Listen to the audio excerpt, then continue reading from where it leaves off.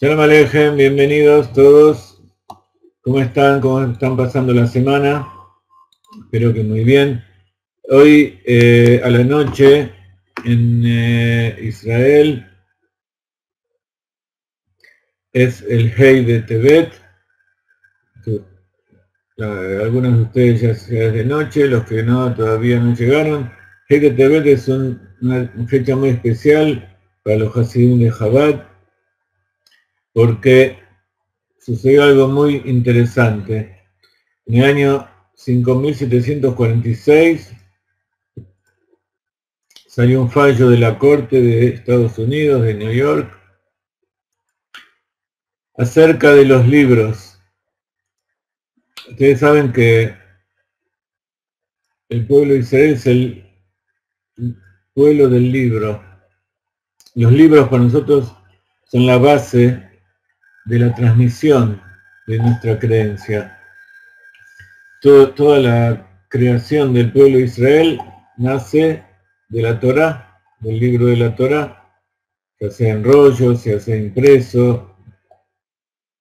Ahora, Baruch Hashem, los libros están en internet, están electrónicos, tenemos formas de hacerlos llegar a todos lados.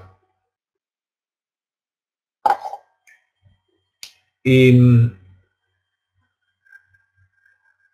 los Rebbeim, así que los sabios, al igual que los sabios anteriores, cada uno tenía una biblioteca de libros que iba acumulando y que iba recibiendo de sus maestros, de sus antepasados, libros que a veces tenían miles de años de antigüedad,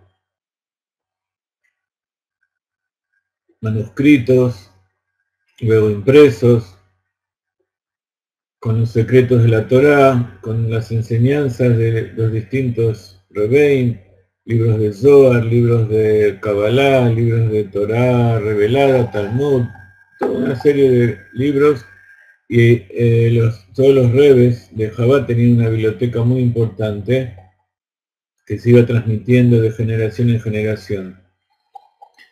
cuando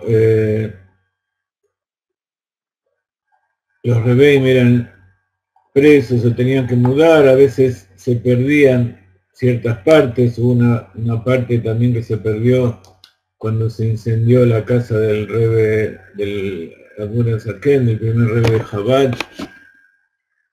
Por eso el Shulchan Aruch que él escribió no llegó a nuestras manos en forma completa, porque hubo una parte que el manuscrito se quemó y no siguió.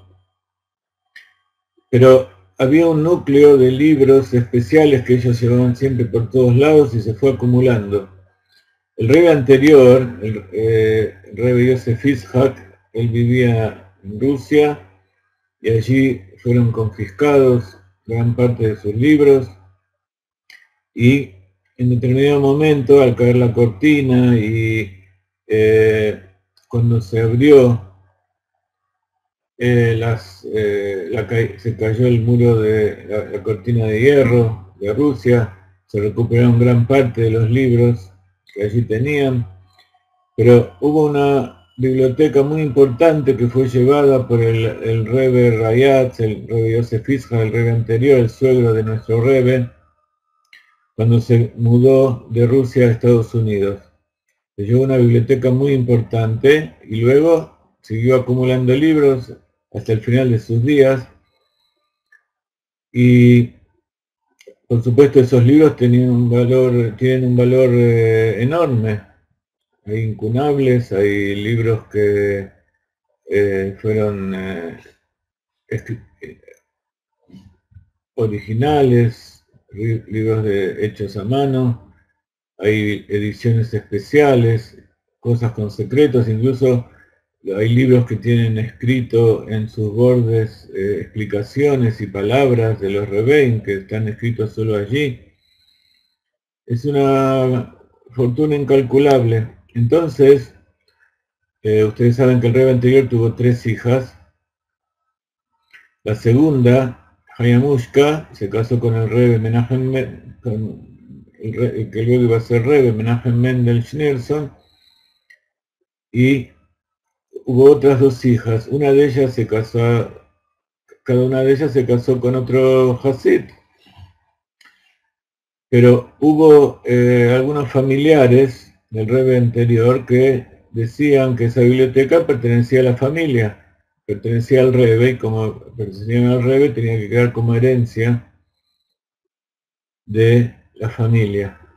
Entonces fueron extraídos algunos libros por esta gente y ellos los querían vender, querían obtener mucho dinero. Entonces se hizo un pleito en el juzgado de Estados Unidos,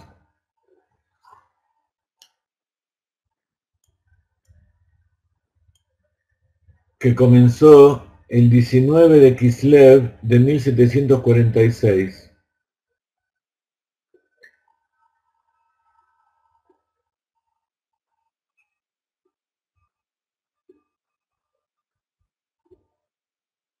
Ustedes saben que el 19 de Kislev es una fecha muy especial para nosotros, el Rosh Hashanah el Hasidut. Y ese juicio duró solamente 3 semanas. El Rebbe anterior, cuando falleció, antes de fallecer, había dicho que toda su vida y todo lo que él tenía estaba dedicado a los Hasidim, y que todas sus pertenencias no eran pertenencias personales de él, sino que pertenecían al movimiento Chabad, a la fundación que él creó, que se llama Agudat Hasidei Chabad, la unión de los Hasidim de Chabad. Entonces, su hija, la esposa del Rebbe, también declaró lo mismo. El Rebbe, por supuesto, todos los Hasidim prestaron testimonio. Y el 5 de Tebet, o sea, 3 semanas después, el juez falló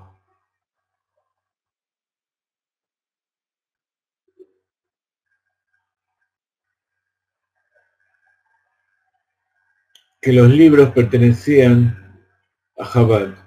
no pertenecían a una persona en particular, y ordenó que todos esos libros que había sean mantenidos como patrimonio de Chabad, de los Hasidim de Chabad, de la Unión, y que debían ser devueltos aquellos libros que habían sido sustraídos.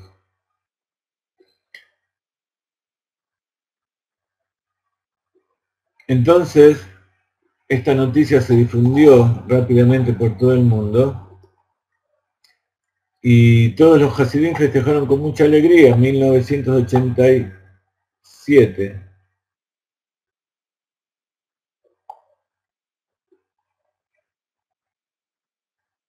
Perdón, sería 1986, desde el 19 de Kislev hasta el 5 de Tevet.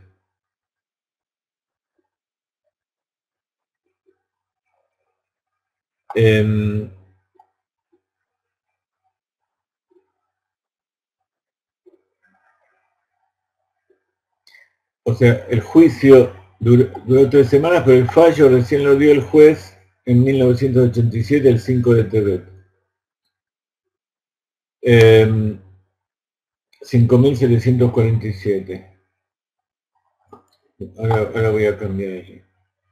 Entonces hubo mucha alegría en todo el mundo, todos los Hasidim festejaron, y sobre todo en 770, en la central de Chabad, ahí se reunieron miles de personas y todos festejaron junto con el Rebbe con gran alegría.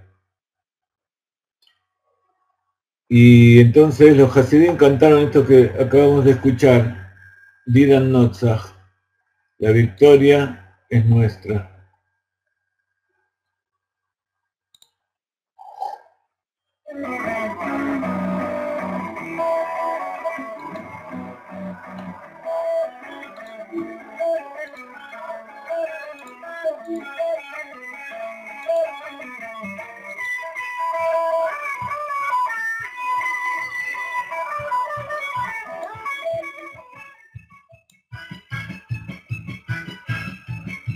Esta es la melodía del Nigún.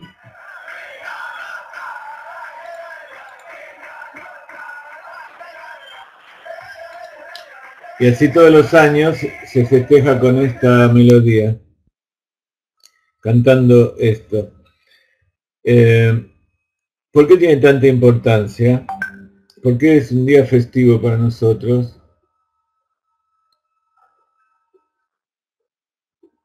Porque así como cuando un Rebbe es encerrado, luego su liberación representa la liberación y el permiso del cielo para expandir el Hasidut,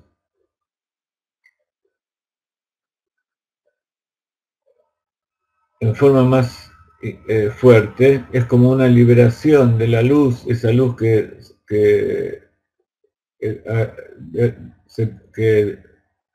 elimina mucha oscuridad, representa que así como en la tierra el juicio es a favor, entonces también en el cielo es juzgado a favor.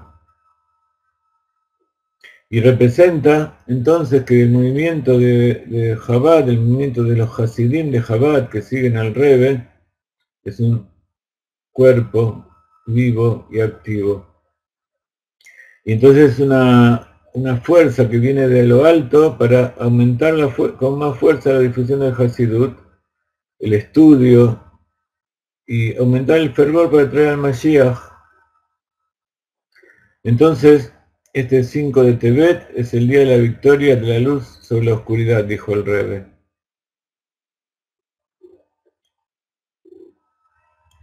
Y entonces es un momento en que se revela la providencia divina.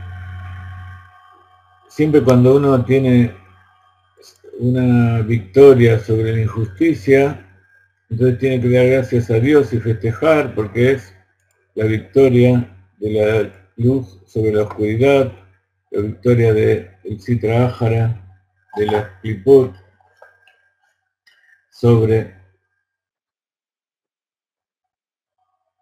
del alma divina y de la luz sobre las clipot. Y entonces, qué mejor que estudiar Tanya. Y entonces cada año, este día, se hace una venta muy grande de libros, se baja el precio a la mitad o menos, y entonces en todos lados se presentan en las librerías y en distintos lugares gran cantidad de libros. Hoy estuvimos mirando. Me gustaría haber comprado mucho más, pero es lo que me alcanzó. Compré un Gitas. Ustedes saben lo que es el Gitas. El Gitas es un libro que es como el botiquín de primeros auxilios. Es la valija que uno lleva a todos lados. Tiene por un lado el Humash, con la traducción de Onkelos al arameo, y abajo las explicaciones de Rashi, todo el Humash completo. Luego tiene los Teilim de David, tiene el Tanya, por supuesto, que estudiamos nosotros, y tiene al final un Sidur,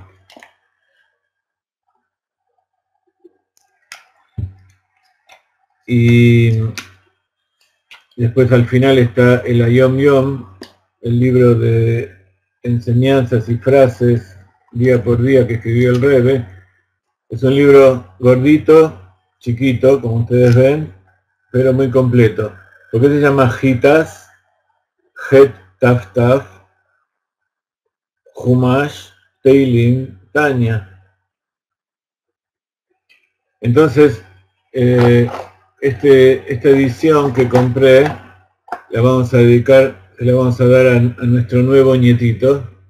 Cada nieto cada chico tiene que tener en su cuarto un libro de Tanya y una alcancía. Entonces esto viene con alcancía. Ya pusimos monedas adentro. Vamos a poner más monedas para que el nieto tenga mucha bendición, y se lo vamos a dar cuando lo veamos en nombre de la victoria de Vida Notzach.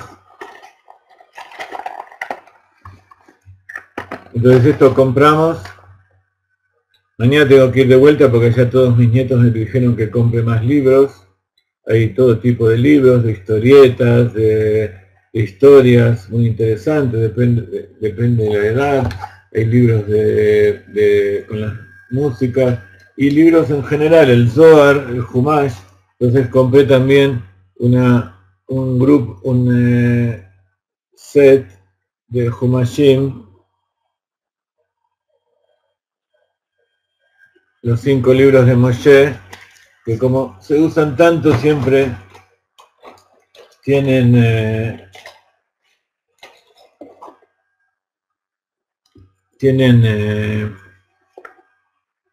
se rompen, se estropean. Entonces siempre es bueno comprar nuevas ediciones que estén lindas. Acá está en el libro de Bereshit, y me gustó porque tiene una letra muy grande. Miren qué letra. El Humash, con la traducción al costado de Onkelos, abajo Rashi. Si ustedes quieren, se lo puedo enviar estos libros, pero yo pienso que en el país donde ustedes viven, seguramente hay un Beit Chabad, y si esto debe pesar fácilmente 2 kilos. Cada libro debe pesar 400, 500 gramos. Y enviar 2 kilos por dólar, por el correo hoy en día sale bastante caro. Así que yo les recomiendo que cada uno de ustedes vayan al Beit Chabad de donde se encuentren, busquen un Beit Chabad hoy, mañana, y les digan que vayan de parte mía y díganle que quieren comprar libros en honor de Vida Notzach. Entonces van allí y compren libros en castellano, en hebreo, y siempre es bueno tener un hojitas como este.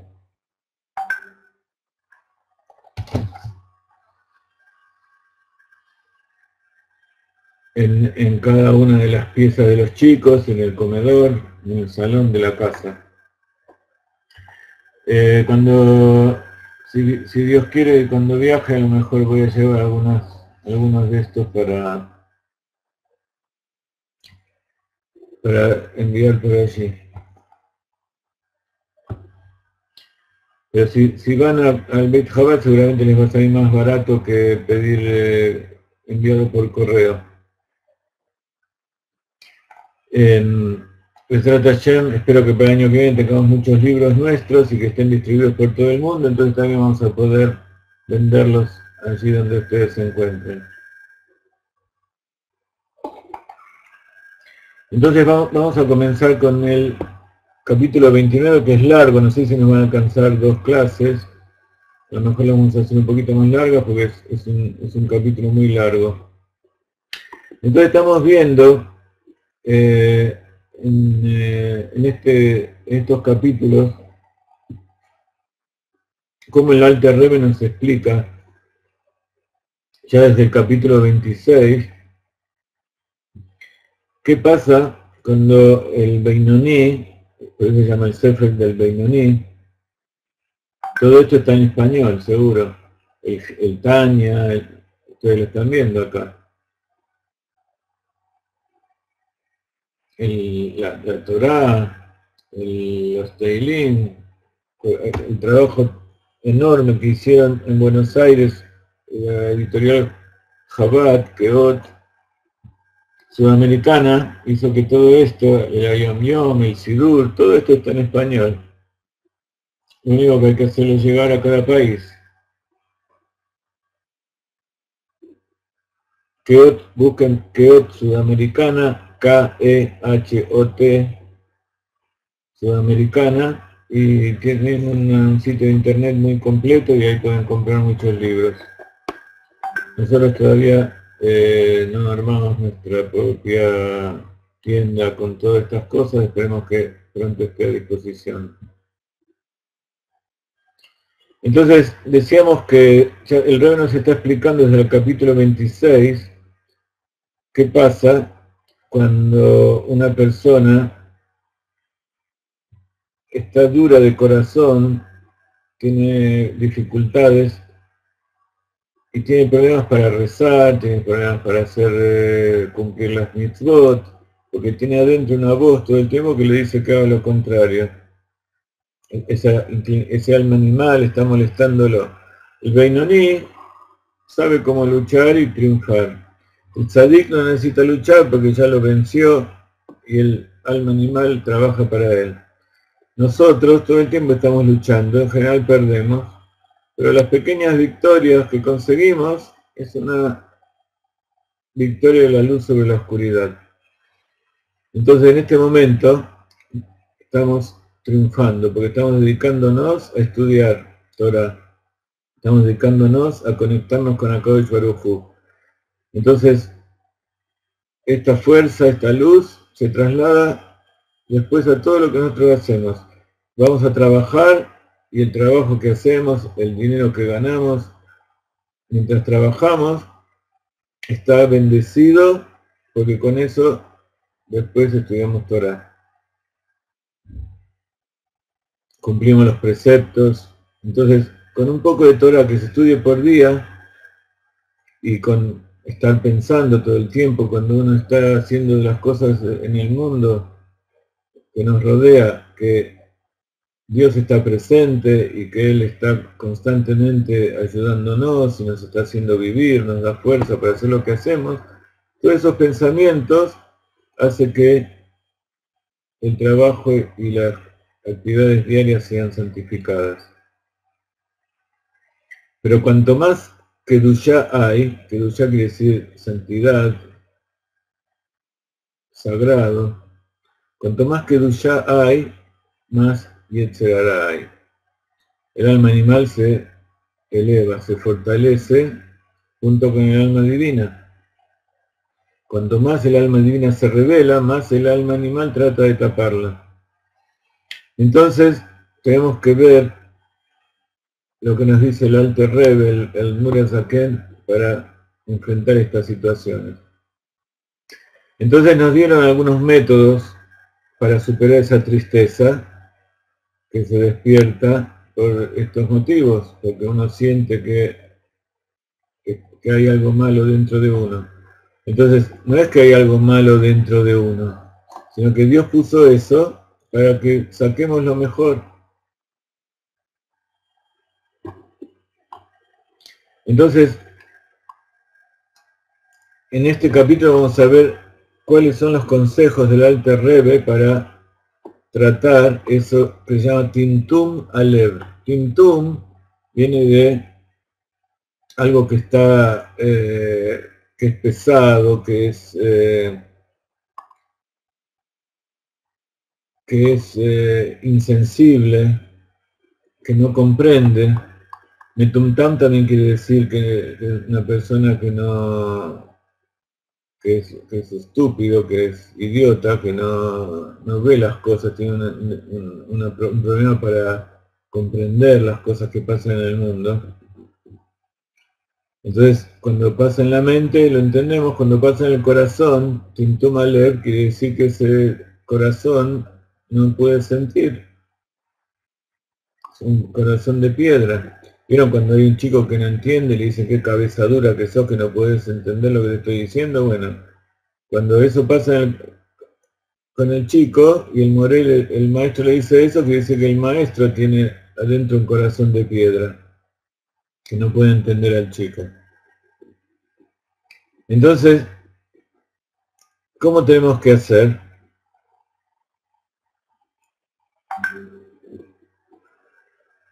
Dice el Alter Rebbe, aquellos cuyas almas están en nivel de Beinonim deben buscar medios para combatir otra dificultad más.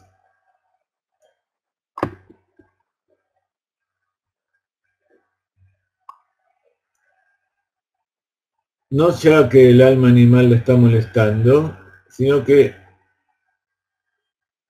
el alma animal ya no tiene tanta necesidad de molestarlo porque él mismo tiene Timtum Alev, no tiene la sensibilidad como para acercarse a Dios, para hacer cosas buenas. Como si éste se hubiera transformado en piedra y por más que este individuo lo intente, no logra abrir su corazón en plegaria. Me están siguiendo, ¿no? ¿Ven por donde estoy leyendo?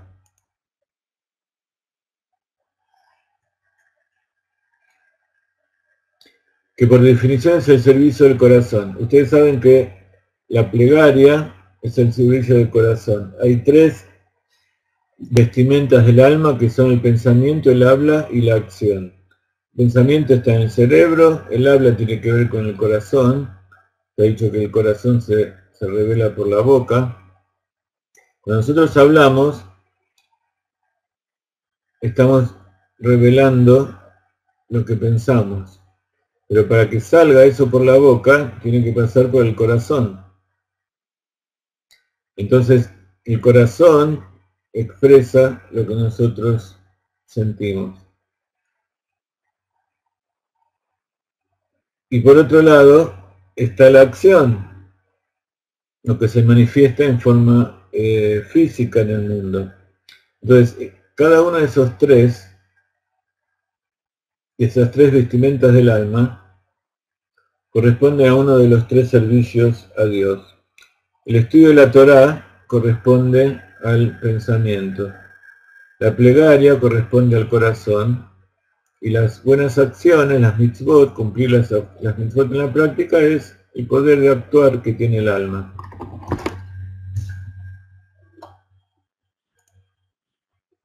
Entonces, pensamiento es el estudio de la Torá.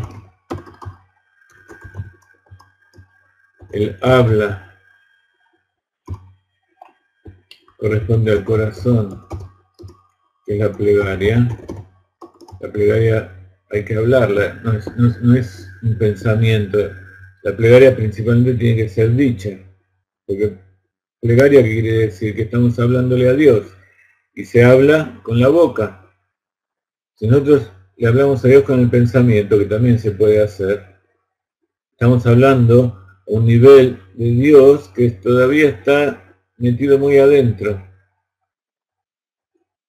Un nivel que está relacionado más con el pensamiento, con Keter, con el nivel oculto de Hashem, como se revela a los profetas, etcétera, etcétera.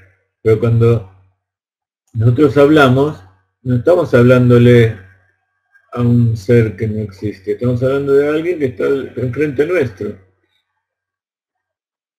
Entonces hablar también es acción.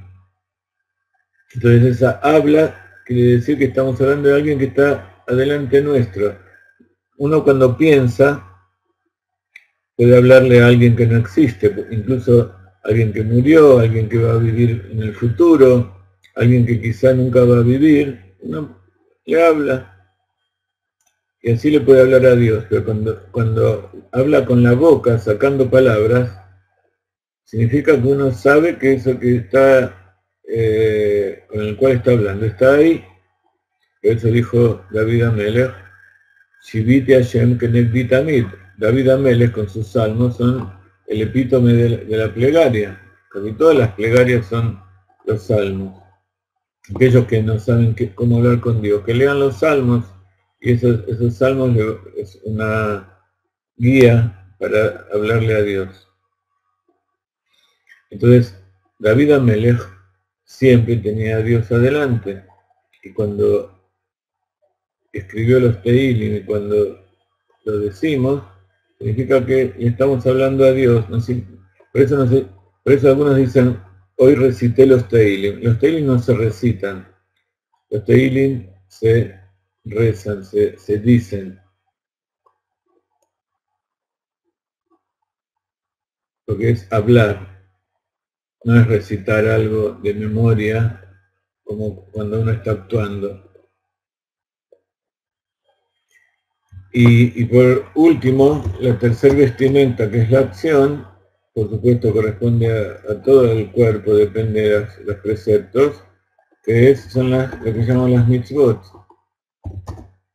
que es el cumplimiento de los preceptos que implican acción. Entonces, aquí está hablando el Rebbe del momento de la plegaria.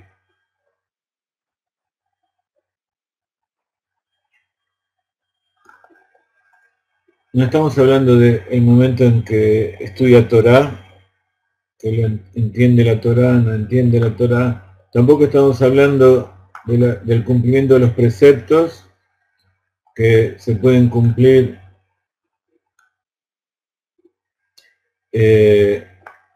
sin entender a veces, y a veces hay preceptos que se cumplen y aunque uno no entienda lo que está haciendo, igual cumple el precepto.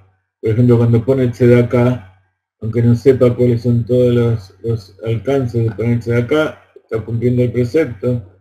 Ponerse tefilín, se los puso. Cuando estudia Torah, tiene que entender, pero si uno lo lee, trata de entender y no entiende, igual está cumpliendo, porque él hizo el esfuerzo. Pero cuando uno reza y lo que dice no lo siente, entonces eso no se llama rezar, se llama recitar, se llama repetir, pero no se llama rezar. Por eso la plegaria tiene la importancia de que tiene que movilizar el corazón, tiene que movilizar las emociones, los sentimientos de la persona. ¿Sí? Entonces se ve que es mucho más fácil. Cuando uno piensa, aunque piense en cosas que no tienen sentido, está pensando. Cuando uno hace cosas, está haciendo, pero cuando uno habla, no siempre habla con el corazón. Incluso no siempre lo que sale del corazón es una plegaria. En general lo que sale del corazón son los deseos del alma animal. Entonces rezar significa un trabajo más profundo que los otros dos. Y entonces es un problema cuando la persona tiene el corazón de piedra. No puede rezar.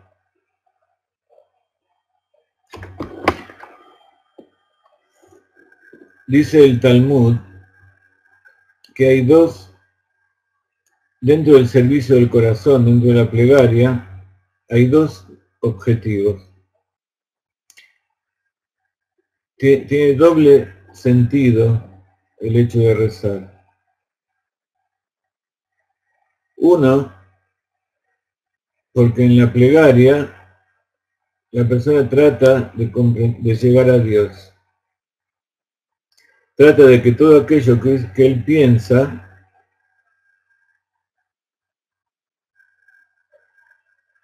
acerca de Dios llegue al plano de su corazón. Llegue a que sus emociones las pueda experimentar eso con sus emociones en el corazón, lo sienta.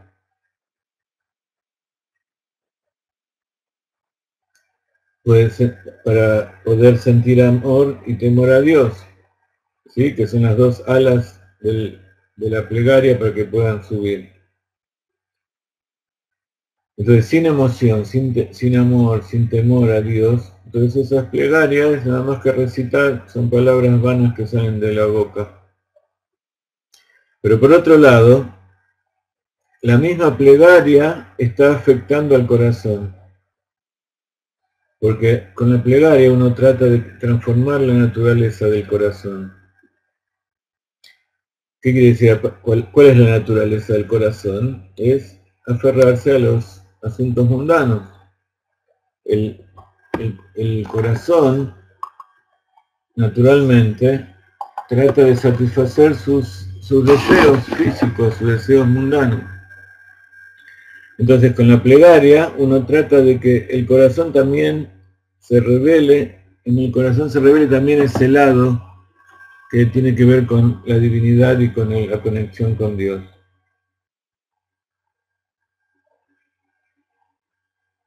Cuando uno lee los Teilim y cuando uno hace tefilá, paradójicamente, cuando uno dice el Shmona Esrei, la amidad quiere decir parado, uno está frente a Dios parado, también es llamada la plegaria silenciosa. Pero silenciosa no quiere decir que tiene que decirla con la boca cerrada, sino que tiene que decirla en voz baja. Hay algunos hasidim que dicen, la plegaria, como ustedes saben, en el Sidur tiene varias partes, que tienen que ver con los 4 mundos, con los 4 niveles de elevación. La primera parte son los korbanot y todas las preparaciones que uno lee para empezar la plegaria. Después están los que se llaman los psukei de Zimbra, los versos de alabanza que son los Teilim, hay muchos Teilim allí. Luego está la parte del Shema Israel, donde hay una preparación con Brajot, donde se habla acerca de la grandeza de Dios y cómo Él creó las luces, las luminarias, y entonces se llega y se dice el Shema Israel. Y después están las bendiciones previas a la plegaria silenciosa, Shmona Esrei. Shmona Esrei quiere decir 18, porque originariamente eran 18 bendiciones que se dicen, luego se agregó una más, pero quedó como Shmona Esrei, como 18. Entonces esas 4 etapas tienen que ver con los 4 mundos, de abajo hacia arriba. Entonces uno se va elevando de este mundo material, cuando hace la plegaria, desde Asiá, Yetzirá, Briá y Atzilut. La segunda parte dijimos que son versos de alabanza, que son los Teilim. Y la segunda parte entonces corresponde al mundo de Yetzirá, y Yetzirá corresponde a las emociones. Entonces siempre que hay Teilim son emociones. Entonces,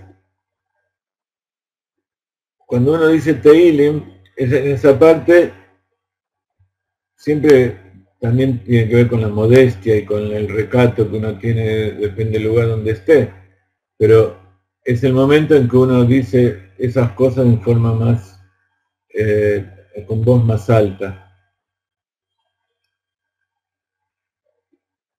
porque está alabando a Dios en frente de todos. Entonces se canta y hay muchos nigunim que la congregación canta en esos momentos. Luego, cuando se llega a Briá y a Tzilut, el Shema Israel también se recita, aunque no se canta.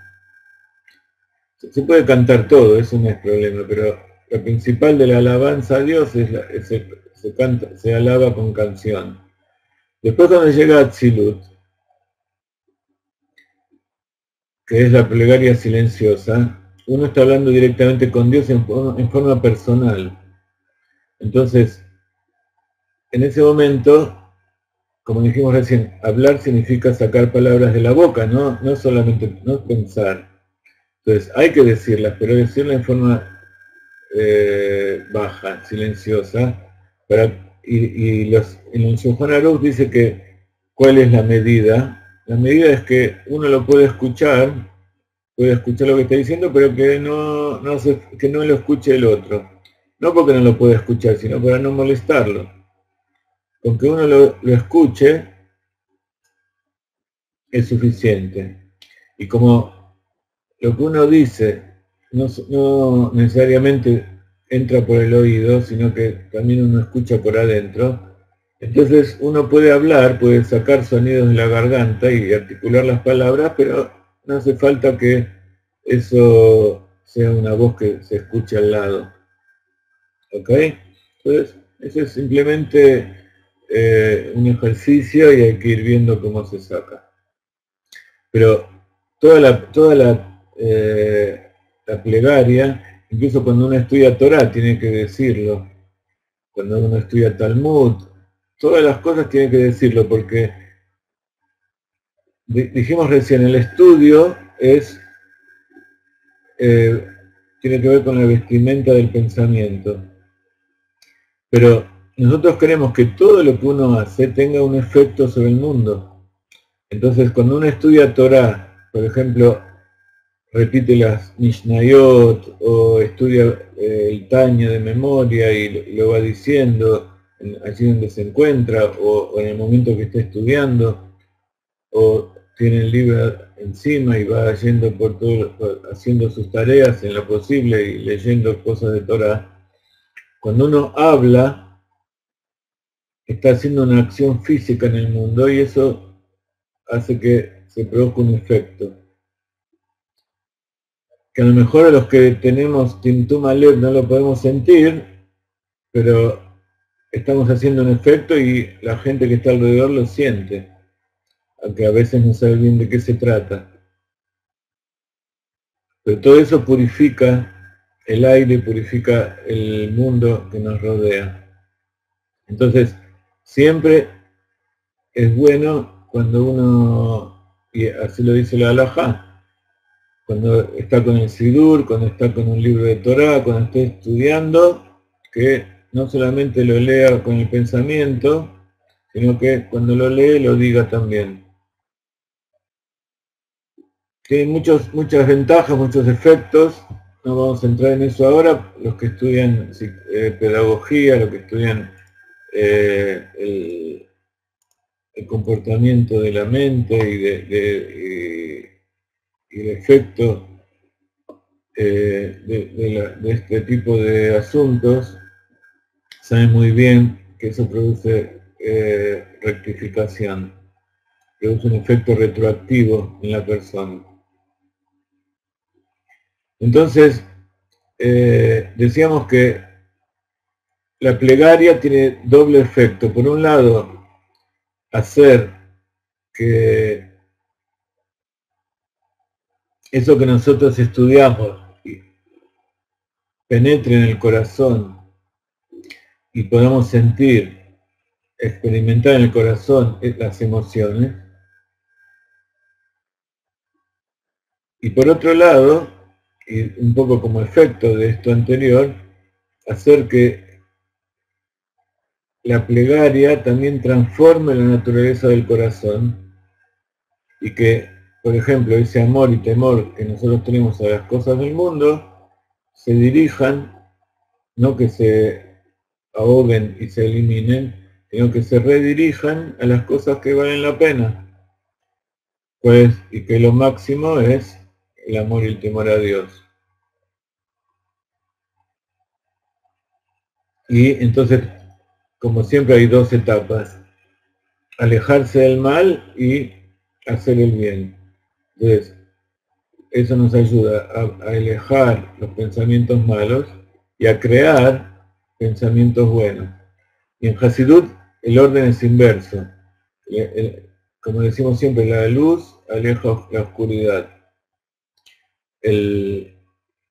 Al tener pensamientos buenos, alejamos o no damos lugar a los pensamientos malos.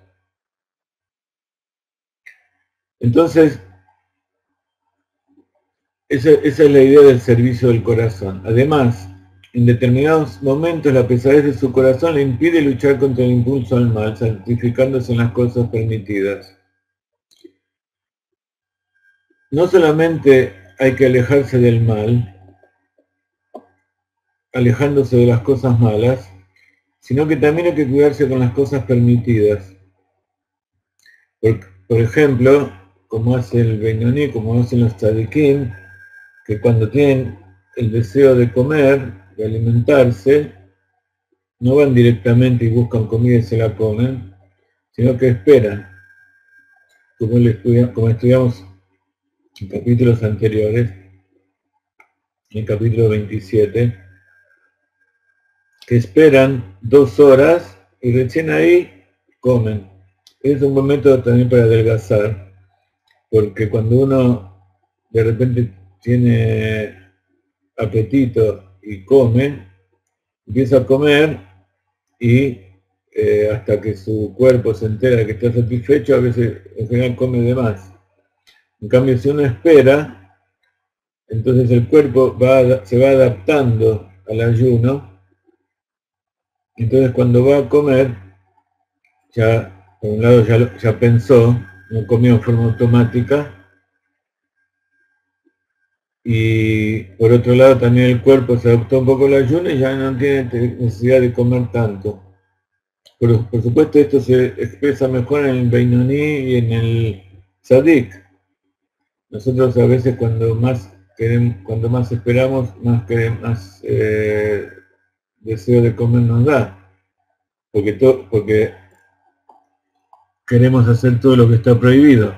Entonces no tenemos que esperar 1 hora o 2 horas, pero si esperamos 10 segundos más de lo que habitualmente lo hacemos, y después 1 minuto, después 2 minutos, después 5 minutos, entonces eso va rectificando nuestros impulsos y nos va haciendo que pensemos lo que estamos haciendo y no lo hagamos todo en forma automática. Porque, nuevamente, hay 2 niveles de la actitud automática. En forma instintiva, en forma natural, en primera instancia el ser humano hace las cosas en forma automática, como le dice su alma animal. Cuando la persona se rectificó, cuando rectificó su pensamiento, sus emociones y su acción, entonces creó una segunda naturaleza, como dijimos recién. Aprendió no solamente a alejarse del mal, sino que aprendió a santificarse con lo permitido. Y automáticamente, entonces, espera, automáticamente tiene actitudes que no son naturales en el ser humano, sino que las adquirió. Y eso se llama una segunda naturaleza.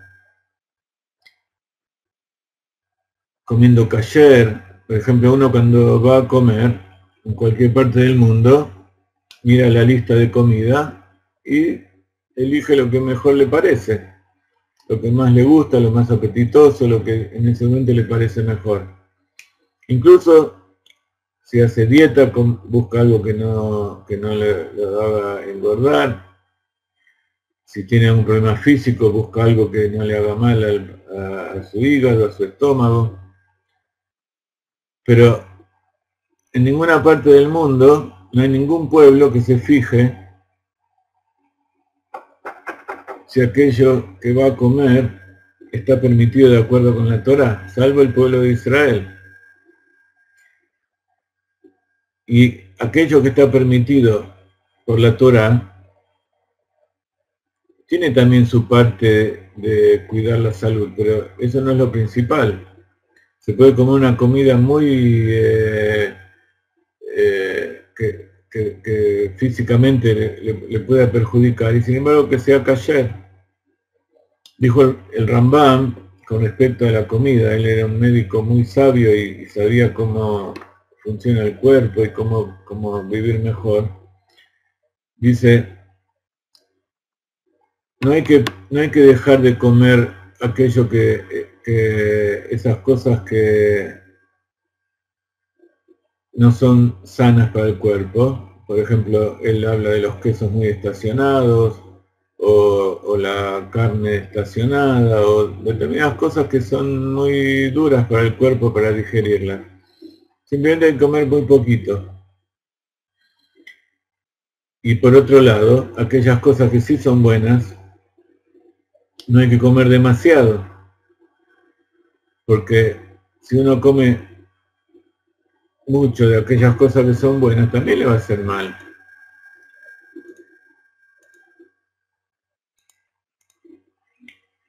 Pero todo eso son normas dietéticas que son también para cumplir un precepto que es Ushmartem et nafshotechem, y cuiden su vida, cuiden su salud, cuiden el cuerpo, porque también dijo el Rambam que aquella persona que está enferma no puede servir a Dios. La persona que está enferma está eximida de estudiar Torah o de decir Tehilim, etcétera, etcétera. Pero por otro lado, comer cosas que le hacen bien y dejar las cosas que hacen mal también sería una segunda naturaleza, pero todavía sigue siendo parte del mundo físico, porque está cuidando su cuerpo. Está bien, está perfecto, hay que hacerlo. Pero cuidar el alma a través de santificarse con las cosas físicas, con lo que uno hace, eso no es algo obvio para todo el mundo. Incluso para el judío lo tiene que estudiar. Si no nació en una casa donde en su familia se hace ya de siempre, la persona no lo va a hacer en forma automática.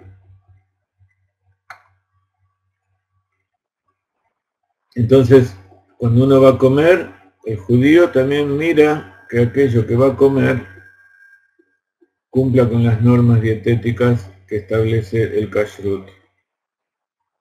Y para eso tienen que ir a lugares permitidos, porque si uno va a cualquier restaurante en cualquier parte del mundo, seguramente que no se cumplen las leyes, porque directamente no tienen ninguna obligación de hacerlo.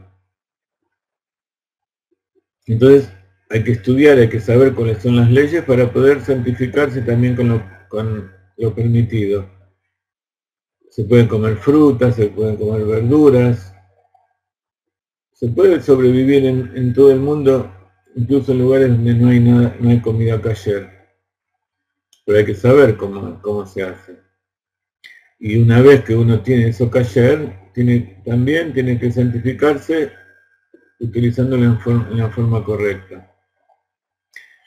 Entonces, nuevamente, ocasionalmente, aún frecuentemente, experimenta una pesadez de corazón como si éste se hubiera transformado en piedra, y por más que este individuo lo intente, no logra abrir su corazón en plegaria, que por definición es el servicio del corazón. Además, en determinados momentos, la pesadez de su corazón le impide luchar contra el impulso al mal, santificándose en las cosas permitidas.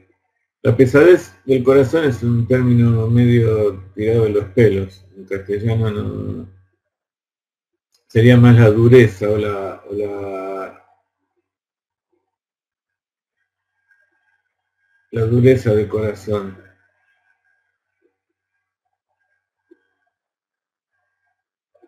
La insensibilidad del corazón. En este caso, el consejo del Santo Zohar es, como dijera el presidente de la Academia del Gan Eden, acá se está refiriendo ustedes se acuerdan cuando estemos Zohar, que vienen del cielo, almas, y vienen a enseñarle, y hay Metifta de Raquía, que se traduce aquí como la Academia del Gan Eden. Hay un Gan Eden en el mundo de Yetzirah, que es el Gan Eden Tachtón, inferior, y hay un Gan Eden superior, que es el mundo de Briah. Y allí, en cada Gan Eden hay una cabeza, uno que es el que dirige, un ángel o un alma especial. Entonces en el Zohar vino y se reveló y dijo qué significa una viga de madera, un pedazo de madera que no prende fuego, debe ser astillada. Y así similarmente un cuerpo en el cual no penetra la luz del alma debe ser machacado. ¿Qué significa esto? Cuando nosotros queremos hacer fuego y tenemos un tronco y acercamos un fósforo, ese tronco no se va a prender fuego. Tenemos que cortarlo en trozos y cuanto más pequeño es el trozo, más rápido va a encender. Cuando se hace una astilla, se pone un fósforo y enseguida se prende.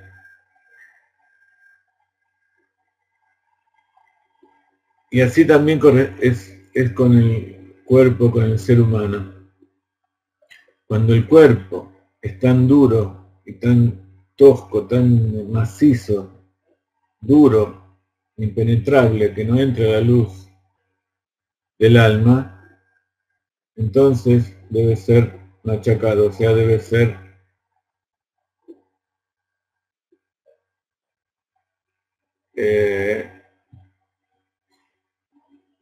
como dice en hebreo,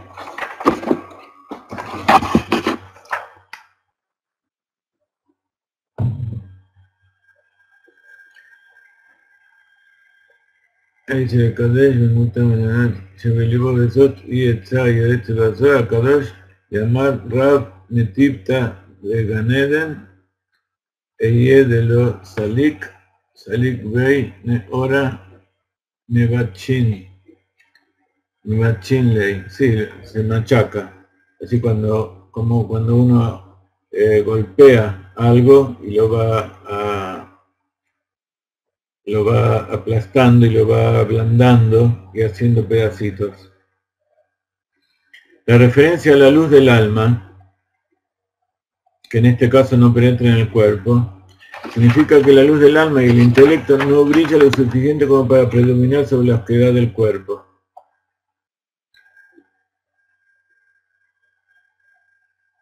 Esto tiene que ver con lo que a veces traemos, que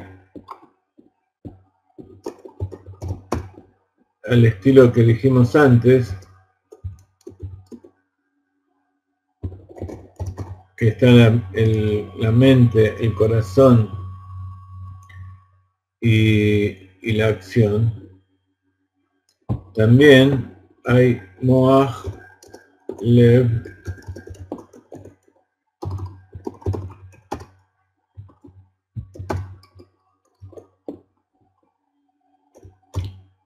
Kaved.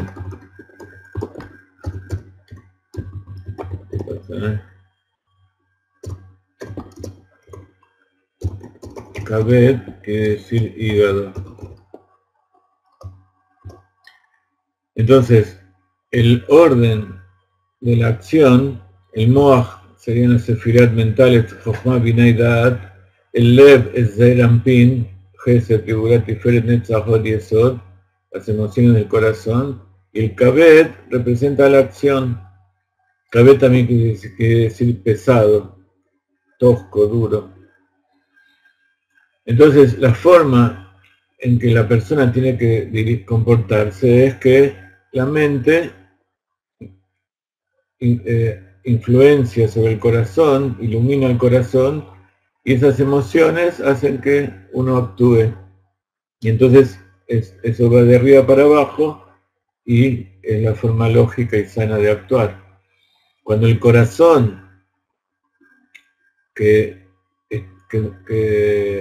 de la persona domina el cerebro, como dijimos que en el cerebro está principalmente el asiento del alma divina y en el corazón está principalmente el asiento del alma animal, una persona que es manejada por sus impulsos, por sus emociones, y su cerebro está al servicio de sus emociones, igual que su cuerpo, entonces el orden está invertido y ya no hay un equilibrio, las cosas no funcionan, pero peor de todo es cuando la cosa va de abajo para arriba, cuando el cuerpo es el que determina cuáles son las emociones y esas emociones afectan al cerebro, y bueno, hay todas las combinaciones. Entonces,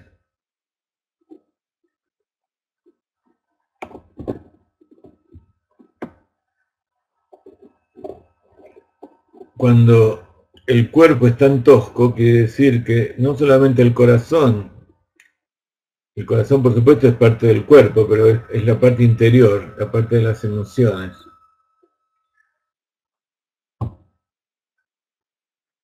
El cuerpo se refiere a la parte exterior de la persona. La parte exterior es la parte que nos sirve para conectarnos con el mundo, para que entre la luz de Dios, para que entre el alma al cuerpo.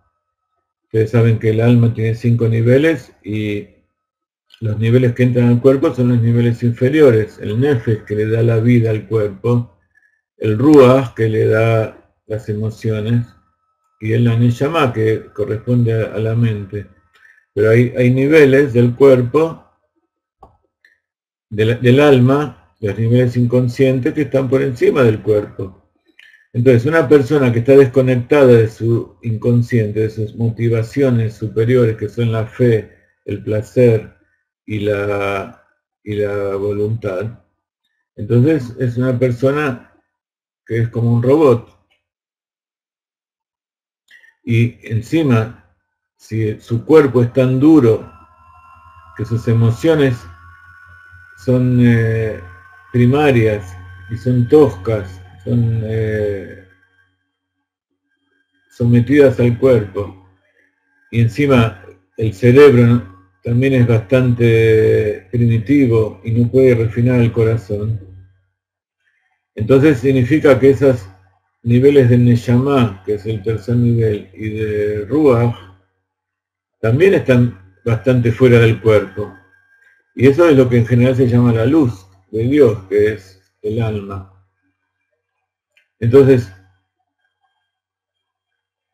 siempre para que una persona esté viva tiene que haber un alma en su interior.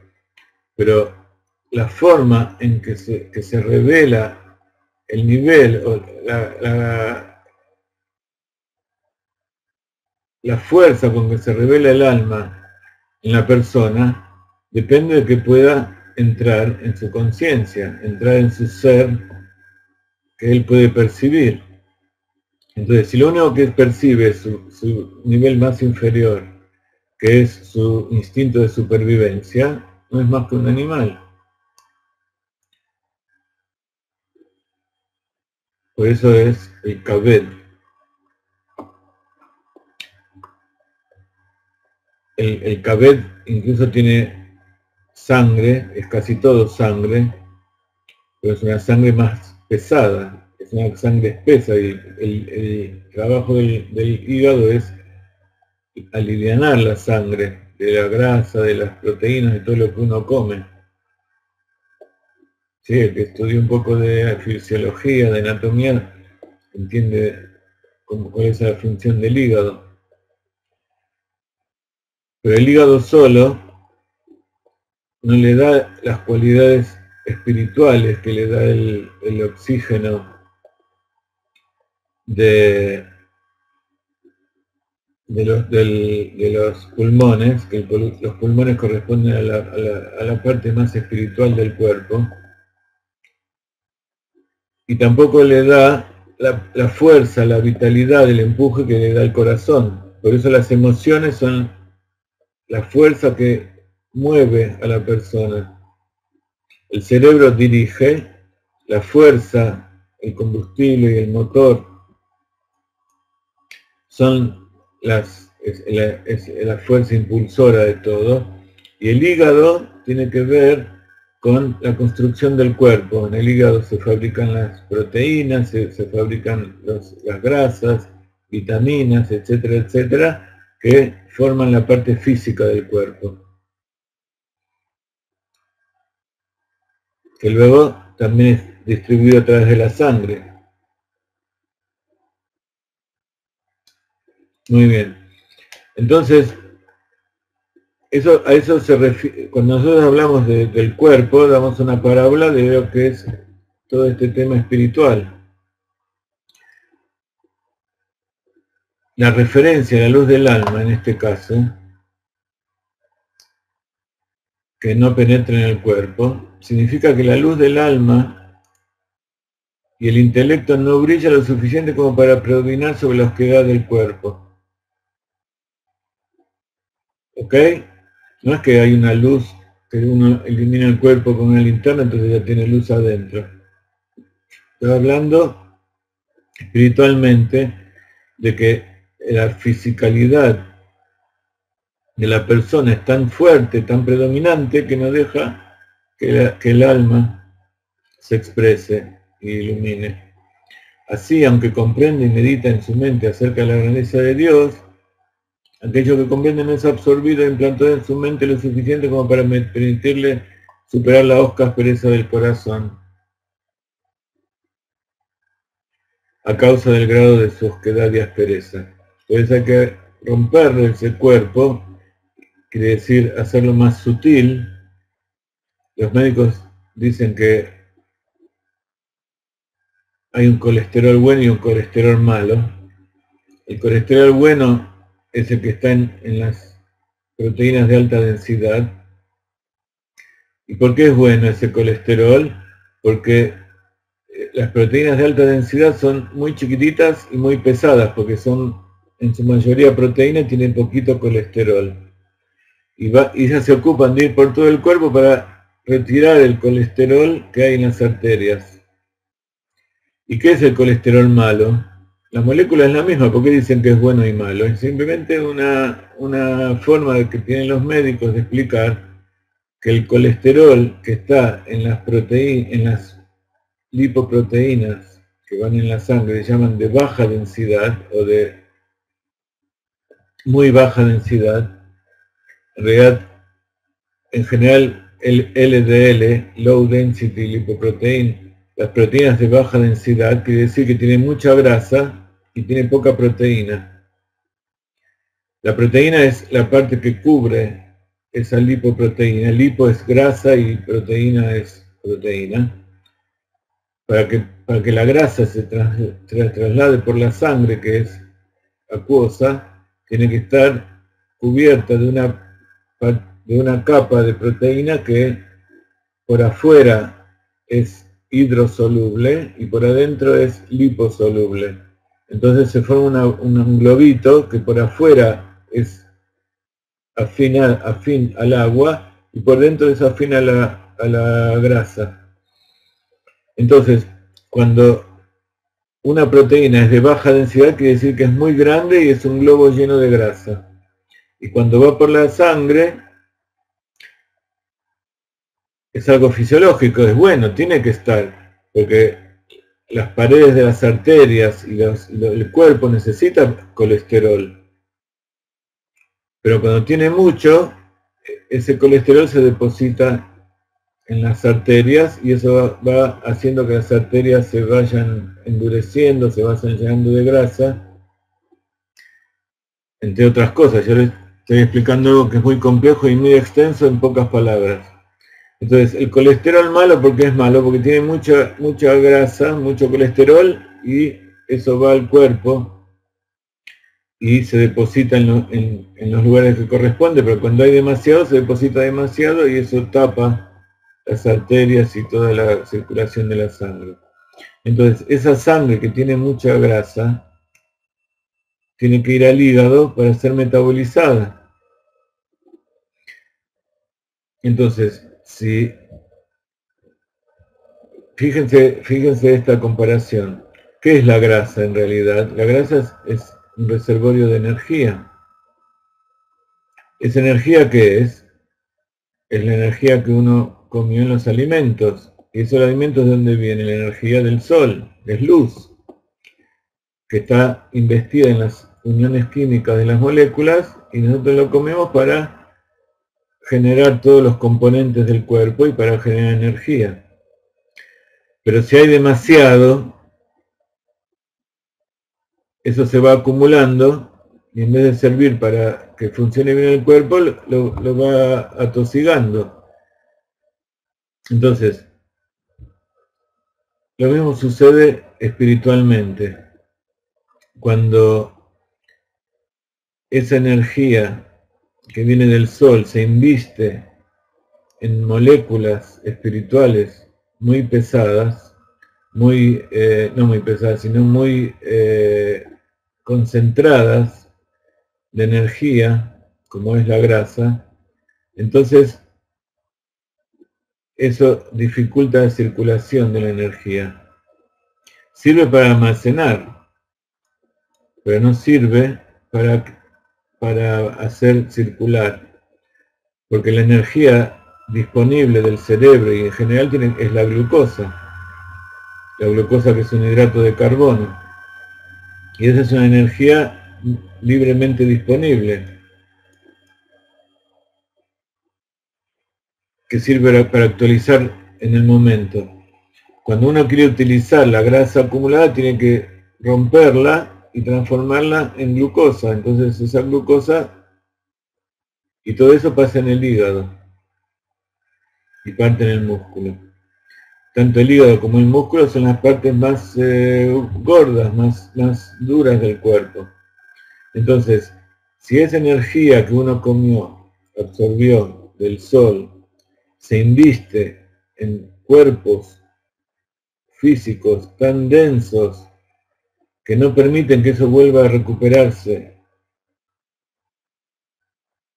y transformarse en luz, en energía, entonces eso queda atrapado. Eso es lo que llaman las cáscaras impuras, que atrapan la energía y no la dejan salir.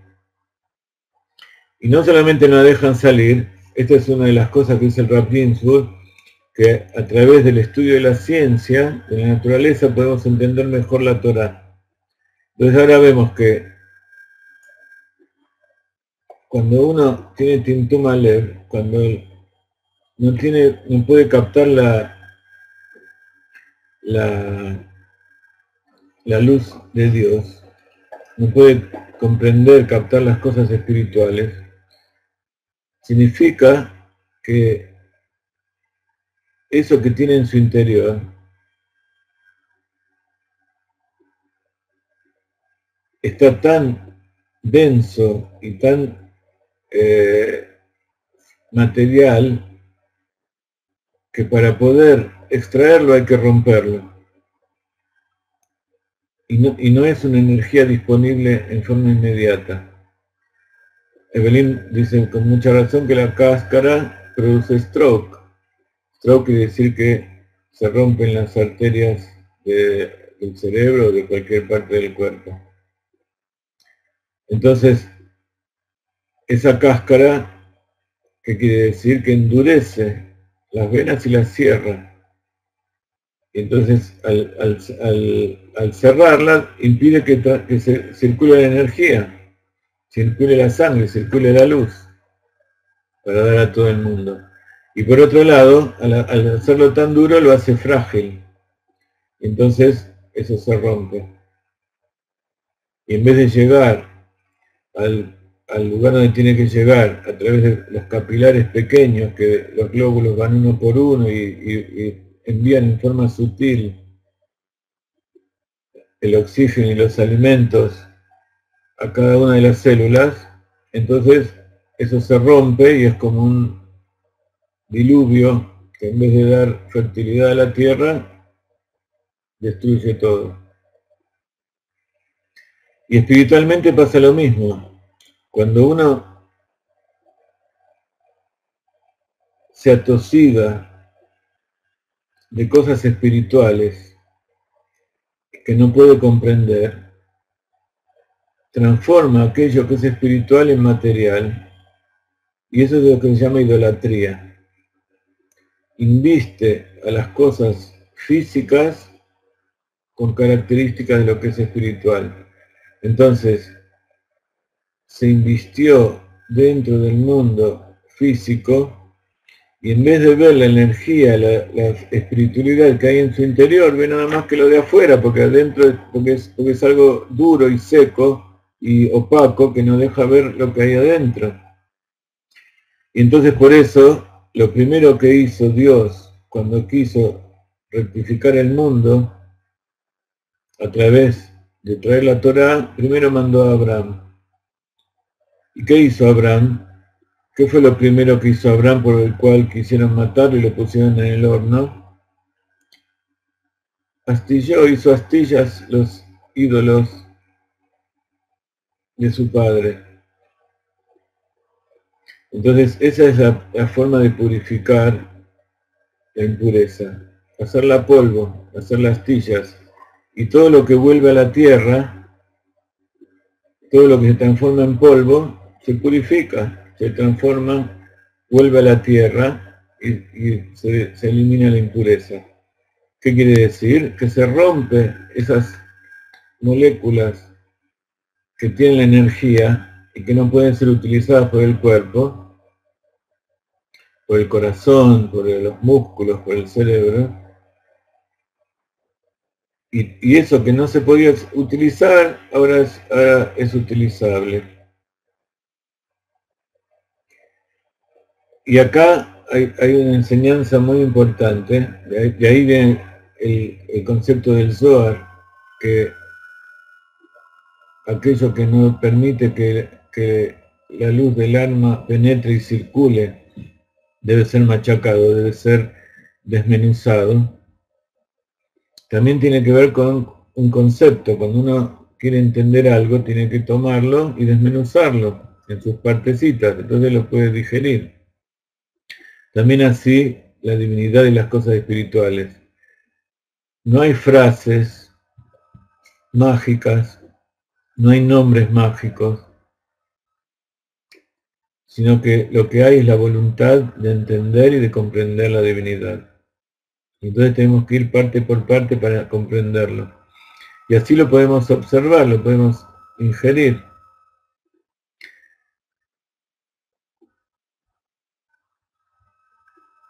Yo ahora les muestro esto.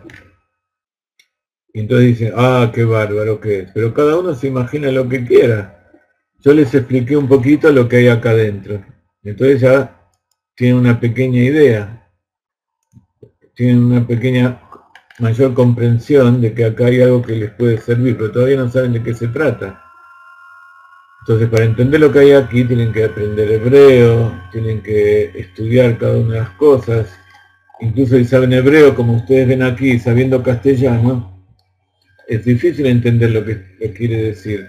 Hay que desmenuzarlo, hay que sacar la luz, como cuando uno prensa una aceituna para sacar el aceite y después lo purifica y saca el aceite puro, o cuando uno exprime una uva y saca el vino, saca el jugo y lo limpia de impurezas.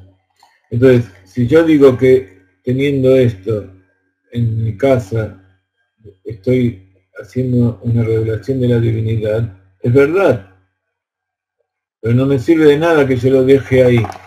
¿Sí? Cuando yo lo pongo en la estantería y digo que en las casas tiene que haber libros, y que en la casa de todo chico tiene que haber, en la pieza tiene que haber un libro de citas, no es porque eso, estando ahí, mágicamente va a hacer algo, sino que eso va a despertar dentro de su mente el amor por los libros, y siempre y cuando que yo le explique lo que hay adentro, y que él vaya en determinado momento y lo saque y mire lo que hay adentro. Entonces, esa es la segula. Lo mismo pasa con la foto de un tzadik. Cuando uno mira la foto de un tzadik, si no sabe de qué se trata, en forma inconsciente produce su acción.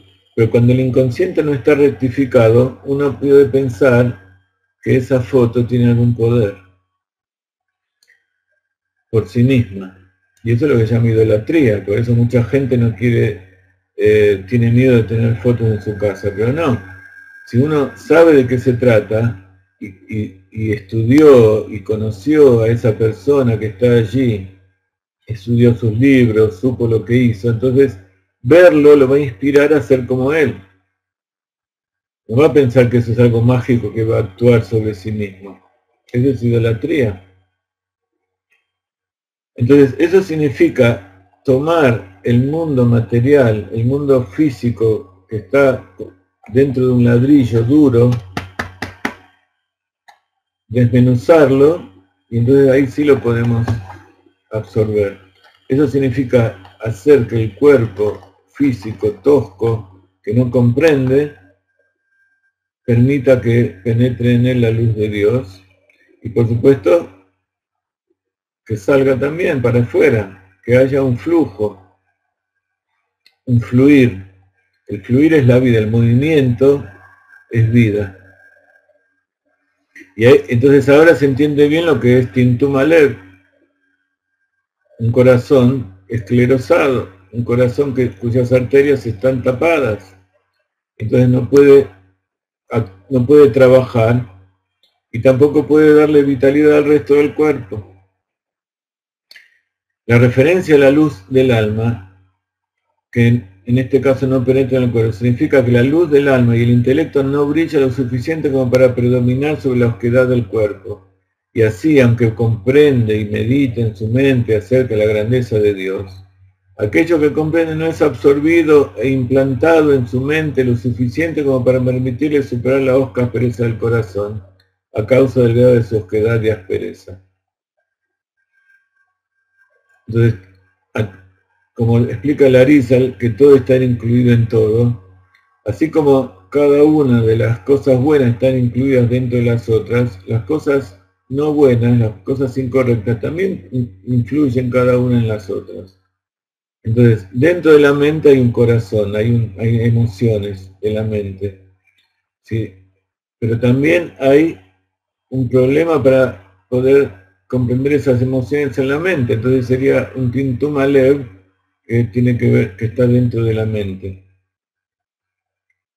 Entonces vemos cómo cada una de las cosas se interrelaciona y vemos por qué es importante difundir por todos lados para que todas las personas puedan comprender, porque mientras haya una persona, haya un judío, haya un tzadik, un Hasidei Umot Haolam, haya un Ben Noah que todavía no comprendió, quiere decir que el mundo no terminó de rectificarse.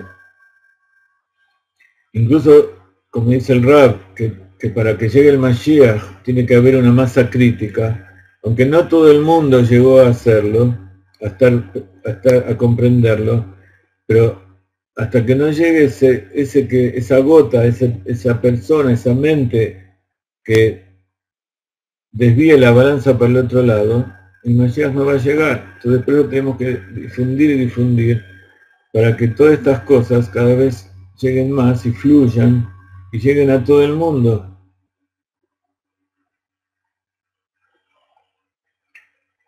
La causa de esta deficiencia es la arrogancia de la clipa del alma animal, que se exalta por encima de la santidad de la luz del alma divina, de modo que oculta y oscurece la luz. Por eso se la debe machacar y derribar al suelo, esto es, fijar momentos específicos para humillarse a sí mismo y considerarse despreciable y aborrecible, como está escrito. Todo esto lo vamos a explicar mejor la semana que viene. No lo tomen textual, nuevamente, hay que entenderlo bien, hay que entender qué significa esto. Bitul, autoanulación, no significa destruirse, sino que significa dar y valorar todo lo que uno tiene, pero que está al servicio de Dios. Entonces, esa parte despreciable y aborrecible es lo que no nos permite conectarnos con Dios. Y cuando la eliminamos, queda la magnificencia y la santidad, la kedushá de la creación de Dios. ¿Ok? Entonces, quisimos extendernos en estas primeras partes de este capítulo, porque si ustedes comprendieron el espíritu, la filosofía de esta primera parte, entonces vamos a poder leer lo que sigue y vamos a poder comprenderlo mejor. ¿Ok? Como dice Jenny, a la noche está Pirkei Avot. Nos despedimos por ahora. No sé si vamos a tener otra clase desde Israel hasta el domingo, así que si no nos vemos, nos vamos a ver por otros medios, pero nos despedimos por ahora. Shabbat Shalom. Didan Notzach, la victoria es nuestra, como dijimos al principio de la clase.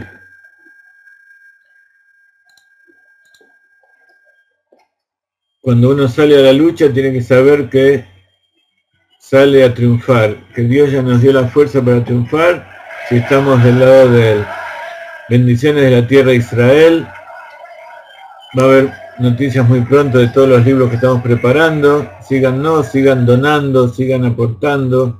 Y todo eso va a ser contado para ustedes, para que tengan la redención personal y que vayamos todos juntos a la redención final con el Mashiach.